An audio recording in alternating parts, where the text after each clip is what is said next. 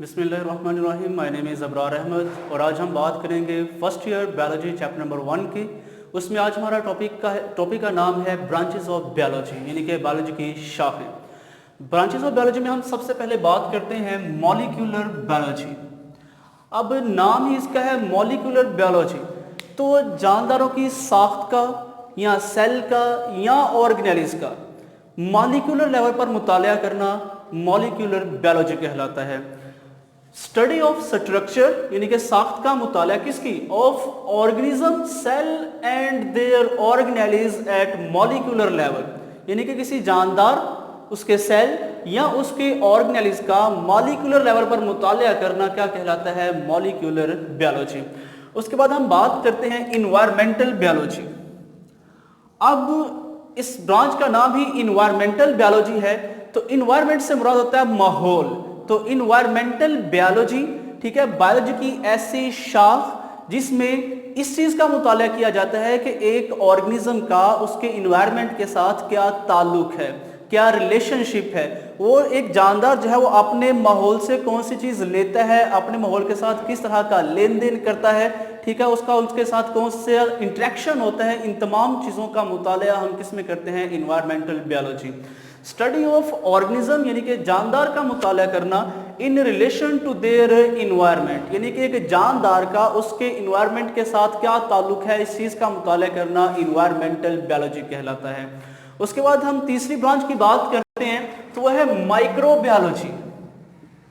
अब जैसा कि इसका नाम रिप्रेजेंट कर रहा है माइक्रोबायोलॉजी, यानी कि माइक्रो ऑर्गेनिज्म की इसमें स्टडी की जाएगी, ठीक है। तो माइक्रो ऑर्गेनिज्म ऐसे ऑर्गेनिज्म होते हैं जो हमें आम आंख से दिखाई नहीं देते, उनको देखने के लिए माइक्रोस्कोप का इस्तेमाल किया जाता है, ठीक है। The study of micro organisms is called microbiology. Clear. मिसाल के तौर पर बैक्टीरिया है, अमीबा है, पैरामीशियम है, यूग्लिना है, ये तमाम जानदार ऐसे जानदार हैं जो हमें आम आंख से दिखाई नहीं देते। इनको देखने के लिए माइक्रोस्कोप का इस्तेमाल किया जाता है, ठीक है। इसी वजह से इनको माइक्रो ऑर्गेनिजम्स कहा जाता है और इन माइक्रो ऑर्गेनिज्म की जो स्टडी है वो दरअसल क्या कहलाती है, माइक्रोबायोलॉजी।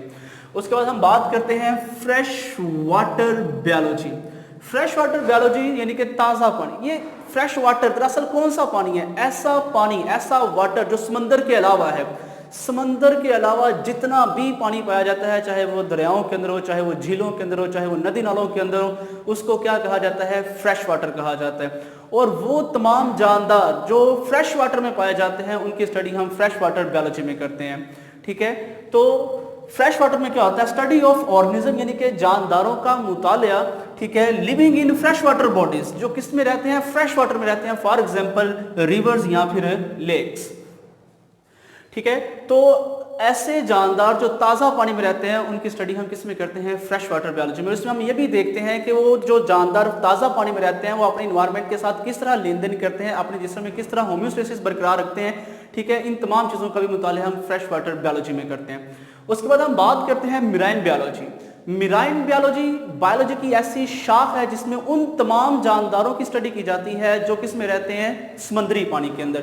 दरअसल मेराइन बायोलॉजी, मेराइन का मतलब होता है समंदर, ठीक है, या समुद्री पानी। तो वो तमाम जानदार जो समंदर के अंदर रहते हैं उनकी जिंदगी का मुताला करना किस में आता है, मेराइन बायोलॉजी के अंदर। Study of life in seas and ocean, ठीक है, यानी कि समंदर के अंदर जो जिंदगी पाई जाती है उसका मुताला किस में किया जाता है, मेराइन बायोलॉजी के अंदर। इसमें मजीद ये भी देखा जाता है कि आया वो कौन से फैक्टर्स हैं, कौन से अनासर हैं जो समंदरी जिंदगी पर असरअंदाज होते हैं। जो समंदर के अंदर जानदार रहते हैं वो एक दूसरे के साथ लेन देन किस तरह करते हैं, उनका अपने इन्वायरमेंट के साथ क्या ताल्लुक होता है, वो पानी में किस तरह अपने अंदर होम्योस्टेसिस को बरकरार रखते हैं, क्योंकि समुद्री पानी बहुत ज़्यादा नमकीन होता है, ठीक है, उसके अंदर बहुत ज़्यादा साल्ट यानी कि हाइपरटॉनिक होता है। हाइपरटॉनिक माहौल के बावजूद जो समुद्री जिंदगी है वो अपने आप को किस तरह बरकरार रखती है, इन तमाम चीज़ों का, इन तमाम अनासर का, इन तमाम फैक्टर का मुताला भी मेराइन बायोलॉजी में किया जाता है, ठीक है। Study of life in sea and ocean is called marine biology. It also deal with factor affecting the marine life, यानी कि उन तमाम अनासर की भी स्टडी की जाती है जो समुद्री जिंदगी पर असरअंदाज हो सकते हैं।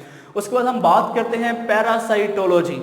अब सब ब्रांचेस के शुरू का जो पहला वर्ड है वही उस चीज को रिप्रेजेंट करता जा रहा है। तो पैरासाइटोलॉजी, बायो की ऐसी शाख जिसमें पैरासाइट्स का मुताला किया जाता है, पैरासाइटोलॉजी कहलाती है।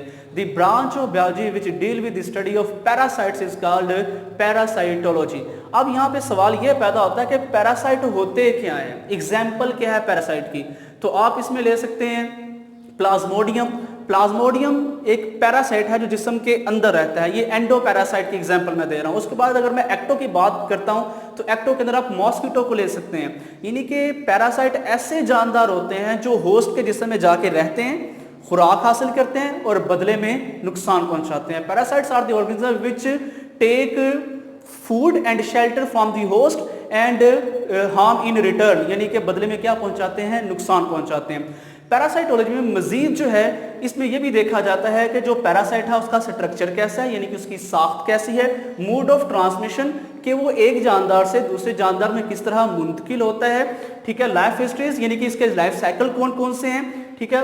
होस्ट पैरासाइट रिलेशनशिप यानी कि जो पैरासाइट होस्ट में दाखिल हुआ है, जो पैरासाइट है वो होस्ट से कौन सी चीज ले रहा है, ठीक है, और कौन सी चीज दे रहा है, आया कि दोनों को फायदा हो रहा है कि नुकसान। बेसिकली जो पैरासाइट होता है वो मोस्टली नुकसान ही पहुंचाता है, ठीक है। तो इस तरह जो होस्ट पैरासाइट रिलेशनशिप है इसका भी मुताला किसमें किया जाता है, पैरासाइटोलॉजी में। ह्यूमन बायोलॉजी, जैसे कि इसका नाम ज़ाहिर कर रहा है कि इसमें ह्यूमन की स्टडी की जाएगी, ठीक है, यानी कि इंसान का जो मुताला है वो ह्यूमन बायोलॉजी कहलाता है, ठीक है। Study of man is called human biology. अब इंसान का क्या मुताला करना, इंसान की किस चीज का मुताला करना ह्यूमन बायोलॉजी में आता है। देखना यह है कि इंसान की फॉर्म कैसी है, यानी कि उसकी बनावट कैसी है, इंसान की साख्त कैसी है, क्लियर। उसके बाद इंसान के जिस्म में अगर कोई काम हो रहा है तो वो किस तरह हो रहा है, जितने भी उसके जिस्म में अफाल सरंजाम दिए जा रहे हैं वो किस तरह सरंजाम दिए जा रहे हैं, इन तमाम चीज़ों का मुताला भी ह्यूमन बायोलॉजी में आएगा। साथ साथ ये भी देखा जाएगा हिस्टोलॉजी, यानी कि इसके टिश्यूज़ की माइक्रोस्कोपिक स्टडी की जाएगी। उसके अलावा इसकी एवोल्यूशन को देखा जाएगा कि इसमें इर्तिका कैसे, डिसेंट विद मॉडिफिकेशन, इसमें कौन कौन सी मॉडिफिकेशन आई, क्लियर। उसके बाद इसकी जेनेटिक्स का भी मुताला किया जाएगा कि इसका जेनेटिक मेकअप किस तरह का है, इसके अंदर कितने क्रोमोसोम है, ये किस तरह इसका जेनेटिक मेकअप जो है वो काम करता है। और लास्ट में इकोलॉजी कि इसका अपने इन्वायरमेंट के साथ क्या ताल्लुक है। चूंकि ये इंसान से, ये सारी चीज़ें इंसान से मुतल्लिक़ है, इस वजह से इसको भी ह्यूमन बायोलॉजी में ही डील किया जाता है। उसके बाद हम बात करते हैं सोशल बायोलॉजी। सोशल बायोलॉजी को सोशियो बायोलॉजी भी कहा जाता है। सोशल का मतलब होता है मुआशरती रवैये, समाजी रवैये, कि एक जानदार का अपने इन्वायरमेंट, अपने जो दूसरे मुआशरे के अंदर जानदार हैं उनके साथ किस तरह का रवैया है, ठीक है। बायोलॉजी की ऐसी शाख जिसमें जानदारों के मुआशरती रवैयों का मुताला किया जाता है, सोशल बिहेवियर का मुताला किया जाता है, और ये देखा जाता है कि वो एक कम्युनिटी के अंदर किस तरह रहता है, अपनी कम्युनिटी के लोगों के साथ किस तरह की बातचीत करता है, कौन सा लेन देन करता है, ठीक है, उसके अपने कम्युनिटी के साथ या अपने मुआशरे के साथ किस तरह का बिहेवियर है, क्या लेन देन है, इन तमाम चीज़ों का मुताला हम सोशल बायोलॉजी में करते हैं। Study of social behaviour and communal life of human beings, यानी कि इंसान जो है उनका मुआशरती रवैया कैसा है, और जो अपने इन्वायरमेंट यानी कि अपनी जो कम्युनिटी है उनके लोगों के साथ किस तरह बातचीत करते हैं, क्या लेते हैं, कौन सी मॉरल वैल्यूज हैं, इन तमाम चीज़ों की जो स्टडी है वो सोशल बायोलॉजी में आती है। और लास्ट एंड फाइनल जो है वो है बायोटेक्नोलॉजी, ठीक है। बायोलॉजी की ऐसी शाख जिसमें माइक्रो ऑर्गेनिजम्स को इस्तेमाल किया जाता है ताकि उनसे फ़ायदेमंद चीज़ें हासिल हो सकें, तो ये बायो की जो ब्रांच है वो बायोटेक्नोलॉजी कहलाती है। Study and work for the production of useful substances through the micro organism, यानी कि बायो की ऐसी शाख जिसमें माइक्रो ऑर्गेनिजम्स को स्टडी किया जाता है और उनसे ऐसे मादे या ऐसी चीज़ें हासिल की जाती हैं जिनसे जानदारों को फ़ायदा पहुंचता है, तो वो किस में आता है, बायोटेक्नोलॉजी में। इस तरह हमारा आज का जो दूसरा टॉपिक है ब्रांचेस ऑफ बायोलॉजी वो कंप्लीट हुआ। अगर आपको इसमें किसी किस्म की कोई प्रॉब्लम है तो आप हमें कमेंट में बता सकते हैं। वस्सलाम।